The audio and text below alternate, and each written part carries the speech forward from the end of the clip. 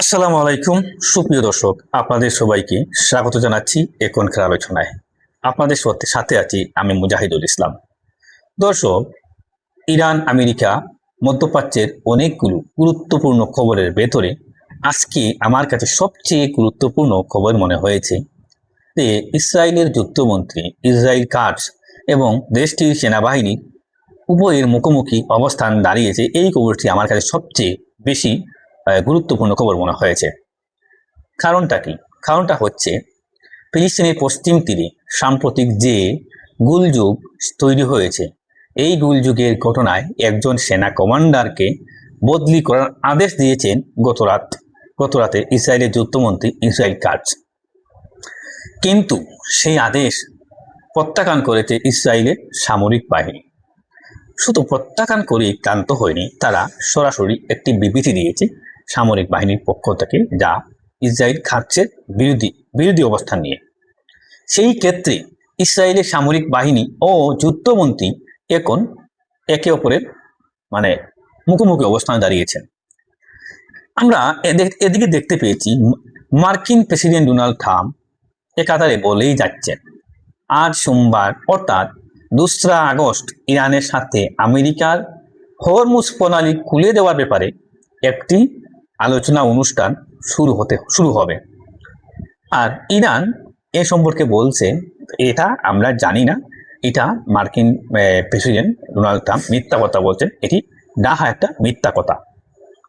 তবে ইরান বলছে, তবে কূটনৈতিক প্রচেষ্টা যে থেমে আছে তা কিন্তু নয়। কূটনৈতিক প্রচেষ্টা চলমান আছে, প্রক্রিয়াধীন আছে। অন্যদিকে ইরানের পররাষ্ট্রমন্ত্রী সৈয়দ আব্বাস আরাগচি একের পর এক যোগাযোগ রেখেই যাচ্ছেন পাকিস্তানের সেনাপ্রধান, পাকিস্তানের পররাষ্ট্রমন্ত্রী, সৌদি আরবের পররাষ্ট্রমন্ত্রী, তুরস্কের পররাষ্ট্রমন্ত্রী, কাতারের পররাষ্ট্রমন্ত্রী সহ বিভিন্ন লোকের সাথে তিনি যোগাযোগ করে যাচ্ছেন। আবার তারাও ইরানের পররাষ্ট্রমন্ত্রী আব্বাস আরাগচিকে ফোনের মাধ্যমে যোগাযোগ রাখছেন। কিন্তু মধ্যপ্রাচ্যের যে পরিস্থিতি, এই মুহূর্তে এই পরিস্থিতিটা অত্যন্ত জটিল ভয়াবহ অবস্থায় রয়েছে। আমেরিকা বর্তমানে কোথায় এসে ঠেকেছে আপনারা জানেন? সমস্ত কিছু আমি বাদ দিলাম, সমস্ত কিছু বাদ দিয়ে এখন আমেরিকা হরমুজ প্রণালী খুলবে কি না, এই জায়গায় এসে আমেরিকা ঠেকেছে। ইরান সরকার বলছে আমেরিকার জন্য হরমুজ প্রণালী আর কখনো বিনা শর্তে খোলা হবে না। এবং আমি কিন্তু এই সম্পর্কে আপনাদের আরো আগে বলেছিলাম যে হরমুজ প্রণালী আমেরিকার জন্য বন্ধ হয়ে গেছে। এই প্রণালী দিয়ে আমেরিকা আর কখনো জায়গা হবে না, এই প্রণালী দিয়ে মধ্যপ্রাচ্যে ঢুকার আর কোনো সুযোগ পাবে না আমেরিকা। এই কথা আমি বারবার আপনাদের বলেছিলাম। সুপ্রিয় দর্শক, আজকে মূলত ইসরায়েল, আমেরিকা, ইরান, এই যে তিনটা দেশ, এই যে রাজনীতি জটিল ঘূর্ণভূত অবস্থা, এই বিষয়গুলো নিয়ে আজকে আপনাদের সাথে নিয়ে আমি আলোচনা করব। আশা করি আলোচনা আপনাদের খুব ভালো লাগবে। আর আলোচনা যদি আপনাদের ভালো লাগে তাহলে লাইক করবেন, কমেন্ট করবেন, শেয়ার করবেন। আমাদের টেবিল টক নিউজ চ্যানেলটি সাবস্ক্রাইব করে আমাদের সঙ্গেই থাকবেন। দর্শক, চলুন বিস্তারিত আলোচনা করি। প্রথমে আমি আজকে যে আলোচনা দিয়ে শুরু করব, আমি সেটা শেষ করি। আমি আজকে ইসরায়েলের প্রসঙ্গটা শেষ করি। ইসরায়েলের যুদ্ধমন্ত্রী ইসরায়েল কাটস তিনি গতকাল রাতে টেলিভিশন চ্যানেলের মাধ্যমে লাইভ অনুষ্ঠানে ঘোষণা দিয়েছেন যে ফিলিস্তিনের পশ্চিম তীর, যেখানে যে অংশটি মাহমুদ আব্বাসের নিয়ন্ত্রণে আছে, সেখানে সম্প্রতি ভীষণ গোলযোগ সৃষ্টি হয়েছে। সেখানে একজন ইসরায়েলি সেনা নিহত হয়েছেন, আর তাছাড়া বেশ কয়েকজন আহত হয়েছেন। ইসরায়েলি শেল্টার অর্থাৎ যারা বসতি স্থাপনকারী, তারা আহত হয়েছেন এবং অন্তত কমপক্ষে 4 জন ফিলিস্তিনি সেখানে নিহত হয়েছে। পরবর্তীতে আরো অনেক ঘটনা সেখানে ঘটেছে। তাই ইসরায়েল সরকার সেনা অভিযান চালিয়েছে, ইত্যাদি ইত্যাদি সেখানে করেছে। বন্ধুরা, সবচেয়ে বড় বিষয় হচ্ছে এটা নিয়ে সারা বিশ্বের লোকজন ইসরায়েল সরকারকে নিন্দা জানিয়েছে। এমনকি খুব পশ্চিমা ইউরোপের দেশগুলোও ইসরায়েলকে নিন্দা জানাচ্ছে। আমরা দেখতে পাচ্ছি পশ্চিম তীরের কিছু জায়গায় অবৈধভাবে দখল করে ইসরায়েলিরা ইহুদি বসতি স্থাপনকারীরা সেখানে তাকে বসবাস করে আর ফিলিস্তিনিদের বিদায় করে দিয়ে সেখানে থাকে এবং তারা সেখানে ফিলিস্তিনিদের বিদায় করার জন্য অস্ত্র শস্ত্র লাঠি সেটা নিয়ে যখন যা কিছু তারা করে, এমনকি ফিলিস্তিনিদের উপর তারা হামলা চালায়। সম্প্রতি এরকমই একটা ঘটনা ঘটেছে সেখানে। ঘটনাটি ঘটার পরে তো গোলযোগ সংঘটিত সৃষ্টি হয়েছে সেখানে। এই যে অবৈধ বসতি স্থাপনকারীরা ফিলিস্তিনিদের গ্রামে গ্রামে ঢুকে গোলমাল করে গোলযোগ সৃষ্টি করে হাঙ্গামা সৃষ্টি করে, এদেরকে ইসরায়েলের ভাষায় ইসরায়েলি পত্রিকা টাইমস অফ ইসরায়েলে এক্সট্রিমিস্ট বা উগ্রবাদী বলে, তাদের উগ্রবাদী বলা হয়। এই ইহুদি উগ্রবাদীরা সেখানে ঢুকে নিরীহ ফিলিস্তিনি মুসলমানদের উপর হামলা করে, মারধর করে, হত্যা করে, নির্যাতন করে, ধর্ষণ করে ইত্যাদি, এগুলো তারা প্রতিনিয়ত ডে বাই দিন তারা চালায়। বন্ধুরা, শুধু তাই না, কিছুদিন আগে আপনারা দেখেছেন, কিছুদিন আগে এই মার্চ মাসের দিকে এরকম কিছু উগ্রবাদী একটি ফিলিস্তিনি গ্রামে, এরকম কিছু উগ্রবাদী মানুষ, উগ্রবাদী ইহুদিরা একটি ফিলিস্তিনি গ্রামে ঢুকেছিল। ঢুকার পরে বেশ কিছু ফিলিস্তিনি লোকজনের উপর হামলা করেছে, মারধর করেছে, নির্যাতন করেছে, ধর্ষণ করেছে, লুণ্ঠন করেছে। এমনকি একজন ফিলিস্তিনিকে মনে হয় তিনি সম্ভবত নারী হবেন বা নারী হতে পারেন, আমি শিওর না, সেদিকে আমার খেয়াল নেই, উলঙ্গ করে পুরো গ্রামে ঘুরিয়েছে এই উগ্রবাদীরা। আস্তাগফিরুল্লাহ। এই ঘটনায় একটা মামলা হয়েছিল। মামলা হওয়ার পরে এই উগ্রবাদী যে ইসরায়েলি এই কাজে জড়িত ছিল তাকে গ্রেপ্তার করা হয়েছিল এবং কারাগারে রাখা হয়েছে। বন্ধুরা, এই উগ্রবাদী ইসরায়েলিকে কেন গ্রেপ্তার করা হলো, কেন কারাগারে রাখা হলো, তাকে ছেড়ে দেওয়া হবে না কেন, এ ব্যাপারে ছেড়ে দেওয়ার জন্য নির্দেশ দিয়েছেন এই ইসরায়েলি যুদ্ধমন্ত্রী। কিন্তু আর্মি সেটা শুনেনি, আর্মি সেটা মানেনি, ইসরায়েলি সামরিক বাহিনী সেটা অ্যালাউড করেনি। ইসরায়েলি সামরিক বাহিনীর বক্তব্য হচ্ছে, ইসরায়েলি আর্মির বক্তব্য, তারা বলছে ইসরায়েল তার রাজনৈতিক সুবিধা ফায়দা হাসিলের জন্য এই অবৈধ বসতি স্থাপনকারী উগ্রবাদী ইহুদিদেরকে রাজনৈতিক উদ্দেশ্য ব্যবহার করেছেন, রাজনৈতিক ফায়দা লুটছেন। এতে ইসরায়েলের সামরিক বাহিনীর দুর্নাম ছড়িয়ে পড়ছে বিশ্ব মানুষের কাছে। ইসরায়েলের সামরিক বাহিনী সরাসরি অভিযোগ করে বলছে রাজনৈতিক উদ্দেশ্য ইসরায়েলের সামরিক বাহিনীকে ব্যবহার করছেন ইসরায়েলের যুদ্ধমন্ত্রী ইসরায়েল কাজ। ওই যে ব্যক্তি যাকে কারাগারে রাখা হোক, ইসরায়েল কাজ তাকে মুক্তি দেওয়ার জন্য ইসরায়েলি সামরিক বাহিনীকে, আর্মিকে নির্দেশ দিয়েছিলেন, কিন্তু সামরিক বাহিনী সেটা মানেনি, মেনে নেয়নি, রিসিভ করেনি।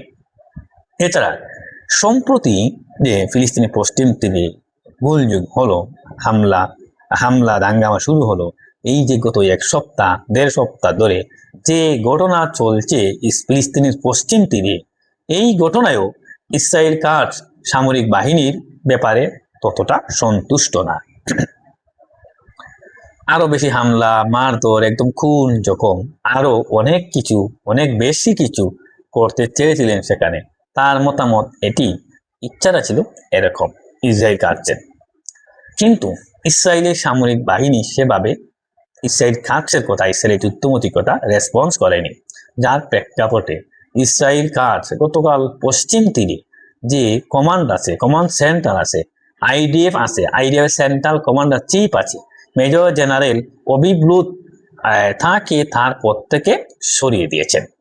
এই ঘোষণা টেলিভিশন লাইভ অনুষ্ঠানে তিনি সরাসরি দিয়েছেন। লাইভ অনুষ্ঠানে ঘোষণা দেওয়ার কিছুক্ষণ পরেই, অর্থাৎ কয়েক মিনিট পরেই ইসরায়েলের সামরিক বাহিনীর পক্ষ থেকে একটি বিবৃতি দেওয়া হয়েছে যে না, জেনারেল অবিব্লুত তার পদে বহাল থাকবেন এবং তিনি তার দায়িত্বে থাকবেন। এভাবে ইনস্ট্যান্টলি কোনো ব্যক্তিকে ক্ষমতাচ্যুত করা, বহিষ্কার করা বা সরিয়ে দেওয়া ইসরায়েলের যুদ্ধমন্ত্রীর ক্ষমতার এখতিয়ারে পড়ে না, এটা এখতিয়ারের করে না, এটা ইসরায়েলের যুদ্ধমন্ত্রীর কাজ না, এটা সম্পূর্ণ সামরিক বাহিনীর কাজ, এটা তার অধিকার নেই। ইসরায়েলের সামরিক বাহিনীর বক্তব্য হচ্ছে এমনই। তার মানে দাঁড়ালো, ইসরায়েলের যেসব রাজনৈতিক নেতা ফিলিস্তিনকে কেন্দ্র করে তাদের যে খায়েশ, তাদের যে রাজনৈতিক উদ্দেশ্য, তাদের যে রাজনৈতিক সুবিধা ফায়দা, এগুলো লুটার জন্য, হাসিল করার জন্য, হাতিয়ে নেওয়ার জন্য সামরিক বাহিনীকে তারা ব্যবহার করতে চায় এবং ব্যবহার করে এবং ব্যবহার করে আসছে। আমার কাছে মনে হচ্ছে ইসরায়েলের সামরিক বাহিনী হয়তো কিছু কিছু বিষয় অনুধাবন করেছে বা ভাবছে তারা তো হুকুমের গোলাম, হুকুম ছাড়া তো চলবে না। সরকার যদি হুকুম দিয়ে থাকে, হুকুম দেয় যে এখানে যুদ্ধ শুরু করে, এখানে যুদ্ধ করতে হবে, তারা তাই করতে বাধ্য, তারা তাই করে। কিন্তু হয়তোবা তাদের ভেতরে কিছু মানবিক দিকও কাজ করে, কারণ তাদের মানুষ, মানবিক দিকও কাজ করতে পারে। বন্ধুরা, আমরা সম্প্রতি দেখেছি ইসরায়েলের অবসরপ্রাপ্ত 500 জেনারেল সম্ভবত মার্কিন কংগ্রেসকে চিঠি দিয়েছিলেন, যে চিঠিতে এমন উদ্দেশ্য ছিল যে নেতানিয়াহুকে ও ইসরায়েলের এই প্রশাসনকে আপনারা এই মুহূর্তে ঠেকান, তা না হলে মধ্যপ্রাচ্যে ইসরায়েলের অস্তিত্ব সংকটের মুখে পড়বে এবং বেনিয়ামিন নেতানিয়াহুর প্রশাসন যা করছে তাতে মানবতার টিকে থাকা বড্ড মুশকিল হয়ে পড়েছে। মানে তারা সহজ কথায়, সহজ ভাষায় নেতানিয়াহুর বিরুদ্ধে একেবারে খোলামেলা চিঠি দিয়েছেন আমেরিকার কংগ্রেসম্যানকে, সিনেটরদের কাছে। বন্ধুরা, আমি বলছি না যে ইসরায়েলি সামরিক বাহিনী খুব ভালো, খুব মানবিক, এমন বলছি না। আপনারা তো দেখেছেন গাজায় তো তারাই এসব করেছে। আমি বলছি না যে পশ্চিম তীরে কিছুই করেনি, পশ্চিম তীরেও তারা অনেক কিছু করেছে। বাট এটাও ঠিক যে তারা তো সরকারের হুকুমের গোলাম। আমাদের দেশেও তো তেমনই হয়, সরকার যা বলে সেনাবাহিনী পুলিশ বাহিনী তারা তাই করে। এই যে আজকে পশ্চিম তীরে যে ঘটনা ঘটেছে, সেই ঘটনায় ইসরায়েলের প্রতিরক্ষা মন্ত্রী বা যুদ্ধমন্ত্রী এক রকমের নির্দেশ দিয়েছেন যে, আর সামরিক বাহিনী করেছে, ইসরায়েলের যুদ্ধমন্ত্রী নির্দেশ দিয়েছেন একটা, আর সামরিক বাহিনী কাজ করেছে আরেকটা। মানে সেই জায়গা থেকে ইসরায়েলের সামরিক বাহিনীর ভেতরে হয়তো কিছুটা মানবিকতার চুয়া পাওয়া যাচ্ছে, দেখা যাচ্ছে, এটা বুঝতে পারছি আমরা, কারণ তারা তো একটা মানুষ। তবে এখান থেকে চূড়ান্তভাবে যে কথা পরিষ্কার করে বলা যাচ্ছে সেটা হচ্ছে ইসরায়েলের সামরিক বাহিনী ও ইসরায়েলের যুদ্ধমন্ত্রী এই মুহূর্তে মুখোমুখি দাঁড়িয়ে আছে, তাতে কোনো সন্দেহ নেই। ইসরায়েলের সামরিক বাহিনী এবং ইসরায়েলের যুদ্ধমন্ত্রী তা উভয়ই শত্রুতে পরিণত হয়েছে। বন্ধুরা, এই গুলযুগ, এই মতভেদ, এই মত পার্থক্য আমার কাছে মনে হয় ইসরায়েলের প্রশাসনের সাথে ইসরায়েলের সামরিক বাহিনীকে বেশ খানিকটা দূর নিয়ে যাবে। একেবারেই যে এটা হুট করে হয়েছে ব্যাপারটা কিন্তু তা না। ভেতরে মনে হয় দীর্ঘদিনের খুব জ্বালা যন্ত্রণা জমে আছে। হতে পারে গাজার পরিস্থিতি, হতে পারে লেবাননের পরিস্থিতি, বা অনেক কিছুতেই তাদের ভিতরে খুব জমে থাকতে পারে। বন্ধুরা, গাজার বিষয়টা আপনারা খেয়াল করেছেন, গাজায় আনুষ্ঠানিকভাবে সরকারিভাবে যে রেকর্ড হয়েছে তাতে গতকাল নিহতের সংখ্যা 73,000 ছড়িয়ে গেছে। সেখানে সক্ষম পুরুষদের, অর্থাৎ কাজকর্ম করে কাজ করে খেতে পারে এরকম পুরুষদের যতটা হত্যা করা হয়েছে, তার চেয়ে বেশি হত্যা করা হয়েছে শিশু ও নারীদেরকে। এর কারণটা কি? শিশুদেরকে এবং নারীদেরকে হত্যা করার কারণ কি? একটা প্রজন্ম গ্যাপ যাতে পড়ে যায়, একটা প্রজন্ম যাতে শূন্য হয়ে যায়, সামনে ফিলিস্তিনি যাতে লোক সংকট তৈরি হয়, জনসংখ্যার ঘাটতি পড়ে, যাতে তরুণ কিশোররা গড়ে উঠতে না পারে, এটা কিন্তু বিরাট একটা লক্ষ্য ছিল ইসরায়েলের কাছে, যাতে ফিলিস্তিনের একটা প্রজন্ম যাতে ধ্বংস হয়ে যেতে পারে। সেই জায়গা থেকে যে অমানবিক কাজ করা হয়েছে, এই অমানবিক কাজে তো এই সামরিক বাহিনীকেই ব্যবহার করেছে রাজনৈতিক নেতারা। আমরা দেখতে পারি যে এই সমস্ত ঘটনার পরে ইসরায়েলের সামরিক বাহিনীর বহু সেনা সদস্য আত্মহত্যা করেছেন, নিজে বিলিয়ে দিয়েছেন, পাগল হয়ে গেছেন, মেন্টাল পেশেন্ট হয়ে যায়, থমায় ভুগেছেন। চোখের সামনে একের পর এক মানুষ হত্যা করেছে তরুণ সেনারা, একদম বসত বাড়ির ভেতরে, ঘরের ভেতরে হয়তো মা বাবা ভাই বোন বাচ্চা কাচ্চা নিয়ে হয়তো 10-12 জন 15 জন ছিল, তাদের সবাইকে হত্যা করা হয়েছে। তাদেরকে নির্দেশ দেওয়া হয়েছে ওই বাড়ি উড়িয়ে দাও। বোমা হয়তো দিয়েছে ইসরায়েলি বাহিনী, কিন্তু চোখের সামনে এগুলো মানুষকে মরে যেতে দেখেছে এই এই এই অল্প বয়সী সেনারা। বাচ্চাদের ভয়াবহ দৃশ্য দেখছে অনেক সেনা, যারা সেনাবাহিনীতে চাকরি করে। তারাও তো সব মানুষ, তারা তো আর ফেরেশতা না, তারা তো আর জিন না, তারাও মানুষ। যে সে ইহুদি হোক, সে খ্রিস্টান হোক, সে মুসলমান হোক, হিন্দু হোক, বৌদ্ধ হোক, যাই হোক না কেন, তারাও তো মানুষ। তাদের ভিতরে মনুষ্যত্ব কাজ করে, বিবেক আছে, তাদের জ্ঞান আছে, বুদ্ধি আছে, তারা মানুষ। তাদের ভিতরেও তো মানবতা কাজ করে। কোনো না কোনো পর্যায়ে গিয়ে তাদেরও মন অন্তরে কাঁধে। এই সমস্ত সেনার অনেকেই এগুলো দেখে ট্রমাটাইজ হয়ে যায়, ভীত সন্ত্রস্ত হয়ে যায়, ভেতরে ভেতরে পাগলের মতো হয়ে যায়, উদ্ভ্রান্ত উন্মাদ হয়ে যায়। এই সমস্ত সেনাদের অনেকেই আত্মহত্যা করে এক পর্যায়ে করেছে, অনেকেই চাকরি ছেড়ে দিয়েছে, অনেকে পালিয়ে গিয়েছে, অনেকে বিদ্রোহ করেছে। ইসরায়েলি সামরিক বাহিনীতে এই গাজা যুদ্ধ শুরু হওয়ার পর কয়েকবার বেশ কিছু ইউনিটে বিদ্রোহের ঘটনা ঘটেছে। অনেক সেনাকে বিচারের মুখোমুখি করা হয়েছে, বিচার করে তাদেরকে শাস্তিও দেওয়া হয়েছে। কাউকে কাউকে চাকরি থেকে বহিষ্কার করা হয়েছে, আবার নতুন করে বিচারের আওতায়ও কাউকে আনা হয়েছে। অনেক কিছুই ঘটনা ঘটেছে এই 3-4 বছরে। বন্ধুরা, যাই হোক, আমরা আশা করব যে ফিলিস্তিনে যে ভয়াবহ অমানবিকতা চলছে বছরের পর বছর, দিনের পর দিন, এগুলোর আবাসন হবে একদিন, ইনশাল্লাহ একদিন অবসান হবে, শেষ হবে। এবং ইসরায়েলি সামরিক বাহিনীর ভেতরে কোনো না কোনো পয়েন্টে গিয়ে একটা মানবিকতাবোধ কাজ করবে, মনুষ্যত্ববোধ কাজ করবে। এবং তাদেরকে যে রাজনৈতিক উদ্দেশ্যে ব্যবহার করা হচ্ছে, তারা হয়তো একসময় এভাবে আর ব্যবহৃত হতে চাইবে না। আমি এমনটাই প্রত্যাশা করি। দর্শক, আমরা এবার ইরান আমেরিকা প্রসঙ্গ নিয়ে কিছু কথা আলোচনা করি। মার্কিন প্রেসিডেন্ট ডোনাল্ড ট্রাম্প বারবার বলছেন, তিনি বলেই যাচ্ছেন, তার ট্রুথ সোশ্যাল পোস্ট করেই যাচ্ছে। আমরা দেখলাম 2 আগস্ট সোমবার ইরানের সাথে আমেরিকার বৈঠক আলোচনা হবে, ডোনাল্ড ট্রাম্প বলেছেন। অদ্ভুত ব্যাপার হচ্ছে, তিনি একের পর এক বলেই যাচ্ছেন ইরানের সাথে 2 আগস্ট সোমবার আমেরিকার বৈঠক নিয়ে আলোচনা হবে, হরমুজ প্রণালী খুলে দেওয়ার ব্যাপারে আলোচনা হবে। অদ্ভুত ব্যাপার আমরা লক্ষ্য করলাম। আপনারা খেয়াল করছেন কিনা জানি না, আমেরিকা কোন লক্ষ্য নিয়ে কি কথা বলে যুদ্ধ শুরু করলো, আর এখন এসে কোথায় গিয়ে থামতে হয়েছে, কোথায় গিয়ে ঠেকেছে আপনারা দেখেছেন। এবং আমি আপনাদেরকে বলি, চুক্তি তো পরের কথা, শূন্য হাতে মধ্যপ্রাচ্য থেকে ফিরতে হবে এই মার্কিন যুক্তরাষ্ট্রকে। কারণ হচ্ছে, তারা যেসব লক্ষ্য নিয়ে ইরানের সাথে যুদ্ধ করতে এসেছে, একটাও তাদের জন্য বৈধ লক্ষ্য ছিল না, সব অবৈধ ছিল। 2 নম্বর কথা হচ্ছে, ইরান এই সমস্ত কথা বহু আগে থেকেই শুনেছে এবং সেভাবেই প্রস্তুতি নিয়েছে। ইরান জানতো আমেরিকাকে কোনো না কোনো পয়েন্টে গিয়ে মোকাবেলা করতেই হবে। আমেরিকাকে মোকাবেলা করতে গেলে শুধু ডিপ্লোমেসি দিয়ে হবে না, আমেরিকাকে মোকাবেলা করতে গেলে শুধুমাত্র জনগণের ঐক্য বা মুখের কথাই হবে না, লাগবে সামরিক সরঞ্জাম। ইরান দশকের পর দশক ধরে সেই সামরিক সরঞ্জাম নিজেরা কবজা এনেছে, নিজেরা তৈরি করে, নিজেদের প্রযুক্তি তৈরি করেছে, নিজেরা বানানো শিখছে।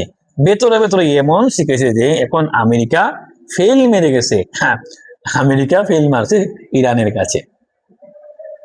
বন্ধুরা, আমেরিকার প্রযুক্তির চেয়ে এখন একদম নির্দ্বিধায় বলা যায় ইরানের প্রযুক্তি সুপার হিরো। আমেরিকা প্রযুক্তির ঊর্ধ্বে ইরানের সামরিক প্রযুক্তি। এই যে ড্রোন, এই যে ক্ষেপণাস্ত্র, এগুলো মোকাবেলা করতে পারছে না আমেরিকা, ইসরায়েল, তার মিত্ররা। তারা এতদিন একটা খুশিতে ছিল যে তারা সারা বিশ্বের সবচেয়ে লেটেস্ট প্রযুক্তির অধিকারী, কিন্তু ইরানের সাথে যুদ্ধ করতে এসে তারা দেখলো তারা অনেক পিছিয়ে আছে এখন পর্যন্ত। ভেতরে ভেতরে ইরান অনেক এগিয়ে গেছে তাদের থেকে। বন্ধুরা, ঘটনাটা ঘটেছে অনেকটা কচ্ছপ আর খরগোশের সেই দৌড়ের মতো, যে গল্পটা আমরা পড়েছিলাম। খরগোশ তো ব্যাপক জুড়ে দৌড়াতে পারে, সে মনে করলো এইটুকু জায়গা আর কত সময় লাগবে, খানিকটা গিয়ে গাছের তলায় গাছের ছায়ায় আরাম করে ঘুমিয়ে নিন, যে এতটুকু ঘুম দিয়ে নেই, পরে উঠে এক ক্লাপেই তো পার হয়ে যাব বাকি জায়গা। আর করছে কোনো অলসতা না করে টুক টুক টুক টুক করে এগিয়ে যেতেই থাকে। খরগোশ ঘুমিয়ে থাকলো, আর কচ্ছপ তার পাশ দিয়ে আস্তে আস্তে ভিড় ভিড় করে চলে গিয়ে খরগোশের আগে চলে গেল। ঠিক তেমনি আমেরিকা তার বিভিন্ন রকমের সামরিক সরঞ্জাম তৈরি করে মনে করেছিল পৃথিবীতে তার চেয়ে সেরা কেউ আর নেই। কিন্তু ইরানের সাথে আমেরিকার যেহেতু কোনো রকমের সম্পর্ক নেই, অতএব ভেতরে ভেতরে ইরান কি তৈরি করেছে তা কেউ জানতো না। ভেতরে ভেতরে ইরান ঠিক অনেক এগিয়ে গেছে, যা আমেরিকা কল্পনাও করতে পারল। তাই খেসারত এখন শুনছে আমেরিকা, খেসারত এখন গুনছে আমেরিকা, এবং তাদেরকে আরো অনেক খেসারত দিতে হবে। বন্ধুরা, ইতিমধ্যে মধ্যপ্রাচ্যের ঘাঁটিগুলো মোটামুটি সব ভেঙে চুরমার তছনছ হয়ে গেছে। অনেক জায়গা থেকে মার্কিন সেনা সরিয়ে নিতে বাধ্য হয়েছে। আমেরিকা বারবার হামলার হুমকি দিলেও, হামলার হুমকি দিয়ে রাখলেও সেই হামলার হুমকি বাস্তবায়ন করতে পারে না। এই কারণে যে আমেরিকা জানে এই হামলা করলে হয়তো আমরা হামলা করলাম, কিন্তু তারপরে ইরানের যে রিয়াকশনটা হবে সেটা সহ্য করার ক্ষমতা মার্কিন বাহিনী বা মধ্যপ্রাচ্যের কোনো দেশেরই নেই। যার কারণে আমেরিকা বারবার হামলা করতে গিয়েও এখন আর হামলা করছে না, হামলা থেকে সরে যাচ্ছে। এদিকে ওমানের সাথে ইরানের একটা চুক্তি প্রায় চূড়ান্ত হওয়ার কাছাকাছি। সেই চুক্তি হচ্ছে হরমুজ প্রণালী নিয়ে। সেই চুক্তি কিন্তু ইরান ও ওমানের ভেতরে, এর সাথে অন্য কারো সম্পর্ক নেই। অর্থাৎ হরমুজ প্রণালী কিভাবে ইরান এবং ওমান ব্যবহার করবে সেই ব্যাপারে ইরান ওমান চুক্তি হবে। যতদূর শোনা যাচ্ছে ইরান ও ওমানের ভেতরে এরকম একটা কথা হচ্ছে যে যেসব জাহাজ বাইরে থেকে হরমুজ প্রণালী দিয়ে পারস্য উপসাগরে ঢুকবে সেই জাহাজগুলো কন্ট্রোল করবে ইরান, আর পারস্য উপসাগর থেকে যেগুলো বের হবে সেগুলো কন্ট্রোল করবে ওমান। দুটো রুট থাকবে। হরমুজ প্রণালী থেকে পারস্য উপসাগরে ঢুকা রুট হবে উত্তরের পাশে, অর্থাৎ ইরানের পাশ দিয়ে, আর জাহাজ যেগুলো বের হবে সেগুলো দক্ষিণ পাশ দিয়ে ওমানের উপকূল থেকে বের হবে। এখানে গুরুত্বপূর্ণ যে বিষয়টা সেটা হচ্ছে কোন জাহাজ ঢুকবে, কার জাহাজ আসবে, শত্রু নাকি মিত্রের, ভালো নাকি মন্দ, সামরিক নাকি বেসামরিক, এগুলো কন্ট্রোল করাই হচ্ছে আসল কথা। ধরুন আমেরিকা বা ইসরায়েল তাদের একটা অস্ত্রবাহী জাহাজ আনতে চায়। এই জাহাজ পারস্য উপসাগরে ঢুকতে হবে। সংযুক্ত আরব আমিরাত, সৌদি আরব, বাহরাইন, কাতার, কুয়েত বা ইরাককে অস্ত্র দেবে। কিন্তু ইরান যদি কন্ট্রোলিং এ থাকে তাহলে বলবে no, this is not allowed, এই জাহাজ যেতে পারবে না। তাহলে সেই জাহাজ আর পারস্য উপসাগরে ঢুকতে পারলো না। যে জাহাজটাকে অনুমতি দেওয়া হলো সেই জাহাজ যাবে গিয়ে মধ্যপ্রাচ্যের যেসব দেশ ইরান, ইরাক, কুয়েত, সৌদি আরব, বাহরাইন, কাতার, সংযুক্ত আরব আমিরাত, এসব দেশ থেকে যেসব পণ্য নেওয়া দরকার নিয়ে বের হয়ে যাবে। এরা তো আর বিশেষ কিছু এমন নিষিদ্ধ কিছু নিয়ে যেতে পারবে না যেটা ইরান কন্ট্রোল করার দরকার আছে। আসল কথা হচ্ছে কোন জাহাজ ডুববে এটাই বড় কথা, কোন জাহাজ বেরিয়ে যাবে এটা বড় কথা না। এই ব্যাপারে একটা চুক্তি হওয়ার সম্ভাবনা আছে যতদূর যা আমরা শুনতে পাচ্ছি। যদি সেরকম কোনো চুক্তি হয় তাহলে ইরান ও ওমানের জন্য এটা ভালো খবর। বাট ইরানের পক্ষ থেকে বারবারই বলা হয়েছে এই চুক্তি কোনো মতেই আমেরিকা বা অন্য কোনো কারোর জন্য নয়, এটা ওমান ও ইরানের ভেতরের ব্যাপার, বিতর্কার ব্যাপার। এই চুক্তি চূড়ান্ত হওয়া মানে এই না যে হরমুজ প্রণালী খুলে যাচ্ছে। হরমুজ প্রণালী কিভাবে কন্ট্রোল করা হবে, কিভাবে ব্যবস্থাপনা দায়িত্ব পালন করা হবে সেই ব্যাপারে একটা লিখিত চুক্তি থাকছে ইরান এবং ওমানের ভিতরে, ওমানের মধ্যে, নাথিং এলস, এর বাইরে কিছু নয়। এর সাথে আমেরিকা বা মধ্যপ্রাচ্যের কোনো দেশের কোনো সম্পর্ক নেই, এটা সম্পূর্ণভাবে ইরান ও ওমানের ব্যাপার। এপাশে মার্কিন প্রেসিডেন্ট যে বারবার বলছেন চুক্তির ব্যাপারে ইরান ও আমেরিকার মধ্যে আলোচনা হবে। একটা বিষয় আমি আপনাদেরকে পরিষ্কার করে বলি, ইরান এবং আমেরিকার মধ্যে সরাসরি কোনো আলোচনা এখন আর হবে না, এবং আলোচনা নিয়ে ইরান আসলে এই মুহূর্তে ভাবছেও না। বাট ইরানের সাথে সৌদি আরব, পাকিস্তান, তুরস্ক, কাতার অনেকেই আলোচনা হচ্ছে এই কারণে যে ভয়াবহ একটা যুদ্ধ হতে যাচ্ছিল, সেই যুদ্ধটা আপাতত থেমেছে। একটা শান্তি প্রক্রিয়ার ভেতর দিয়ে দুই দেশের মধ্যে কোনো চুক্তি করা যায় কি না, যুদ্ধটা বন্ধ করা যায় কি না, ইত্যাদি ইত্যাদি বিষয় নিয়ে। বাট একটা বিষয় আমি আপনাদের সবাইকে বলি, ইরান এবং এই যে আঞ্চলিক যত দেশ আছে, পাকিস্তান থেকে শুরু করে তুরস্ক, সবারই একটা টার্গেট আছে যা তারা সবাই জানে। এই অঞ্চলে আমেরিকা থাকা মানেই এই গোলযোগ, দ্বন্দ্ব, সংকট থাকবেই। এই জন্য তারা সবাই চাইছে আমেরিকা এখান থেকে চলে যাক, এর পর্যায়ে বিদায় নিক। বিভিন্ন কলাকৌশল করে, আলোচনা করে, প্রয়োজনে যুদ্ধ করে, যেখানে যেটা দরকার সেভাবে এরা ভেতরে ভেতরে কাজ করে আমেরিকাকে এখান থেকে বিদায় করে দিতে চাইছে। এটা আমার ব্যক্তিগত বিশ্লেষণ। আপনাদের কি মনে হয় আমি তা জানি না। যাই হোক দর্শক, আমি এখন আলোচনা শেষ করব। আলোচনা শেষের আগে আপনাদের কাছে জানতে চাই, আপনাদের কাছে কি মনে হচ্ছে আসলে মার্কিন প্রেসিডেন্ট ডোনাল্ড ট্রাম্প যে ইরানের সাথে চুক্তির কথা বলছেন, এই হরমুজ প্রণালী নিয়ে আলোচনায় বসবেন আজকেই বলছেন, তার এই দাবি কি বরাবরের মতোই অনেকটা ফাঁকা বুলি, নাকি আসলেই বাস্তব কিছু হতে যাচ্ছে? আপনাদের কাছে কি মনে হচ্ছে? আপনারা কমেন্টে আপনাদের মহামূল্যবান মতামত জানাতে পারেন। আর ভিডিও ভালো লাগলে লাইক করবেন, কমেন্ট করবেন, শেয়ার করবেন। আর আমাদের টেবিল টক চ্যানেল নিউজটি সাবস্ক্রাইব করে আমাদের সাথেই থাকবেন। দর্শক, এখনকার আলোচনা এখানেই শেষ করতে যাচ্ছি। আপনারা সবাই অনেক অনেক ভালো থাকুন, সুস্থ থাকুন। দেখা হবে পরবর্তী কোনো আলোচনায়। সেই পর্যন্ত আপনি ভালো থাকবেন। আল্লাহ হাফেজ।